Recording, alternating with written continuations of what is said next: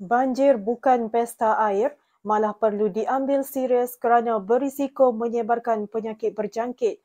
Ini berlaku kerana air banjir mengakibatkan sampah sarap, lumpur, takungan najis dan kuman di dalam tanah keluar bersama limpahan air. Ikuti laporan dalam segmen kesihatan minggu ini bersama ahli farmasi air medikal Nurul Syuhada Hamidun bagi mengulas penyakit berjangkit pada musim banjir. Wartawan iMedical TV dan juru kamera Izzah Zaki ada laporannya.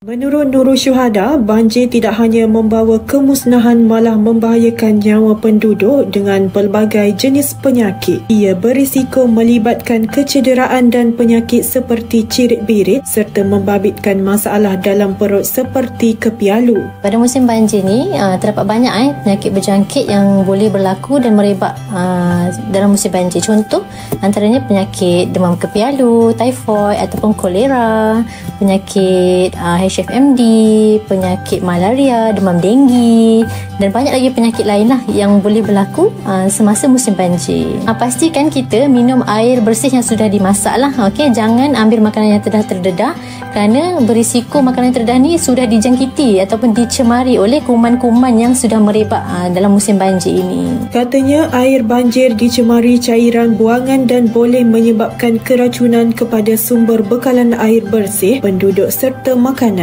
Selain itu, jelasnya masalah penyakit berjangkit ini berbahaya terutamanya kepada golongan kurang imuniti badan termasuk kanak-kanak dan warga emas. Katanya, masalah berayu kolera menyebabkan keracunan makanan manakala bakteria Salmonella menjadi punca berlakunya demam kepialu. Kebanyakan penyakit berjangkit yang berlaku semasa musim banjir ini disebabkan oleh pembawakan daripada air dan makanan yang tercemar Macam saya sebutkan penyakit kolera, penyakit demam kepialu, semua itu disebabkan oleh penggunaan air ataupun makanan yang sudah tercemar oleh kuman-kuman inilah.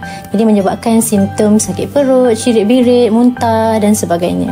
Selain daripada itu, leptospirosis juga boleh berlaku. Yang ini berlaku sekiranya seseorang itu terdedah kepada air yang sudah dicemari oleh kuman leptospira, air kencing haiwan seperti tikus. Tambah Nurul Syuhada, luka yang terbuka lebih mudah untuk dijangkiti kuman sekiranya tidak dibalut dengan bersih. Menurutnya, selepas banjir surut, banyak kawasan berpotensi menjadi tempat pembiakan nyamuk Aedes. Oleh itu, semua pihak bertanggungjawab dalam memastikan tiada tempat yang boleh menakung air seperti plastik, tin minuman dan bekas makanan polistirena yang digunakan atau hanyut ketika banjir. Katanya, semua bekas perlu dibuang dengan betul, malah setiap penghuni rumah juga perlu memastikan persekitaran rumah bebas daripada tempat pembiakan nyamuk Aedes. Musim banjir ni memang sangat mudah penyakit berjangkit ni untuk merebak.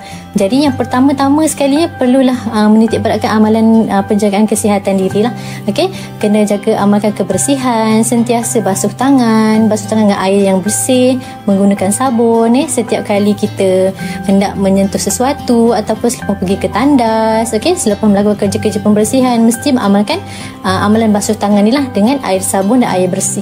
Nurul Syuhada berkata, ibu bapa perlu mengawal anak kecil daripada bermain di sekitar kawasan banjir. Mereka juga kerap membasuh tangan sebelum makan dan tidak membiarkan anak bermain dengan permainan yang dicemari air banjir sebelum dibersihkan.